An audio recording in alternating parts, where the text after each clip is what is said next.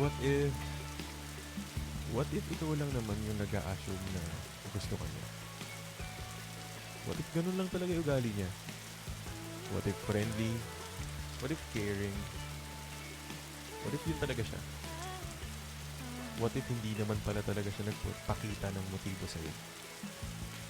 Assuming ka lang talaga.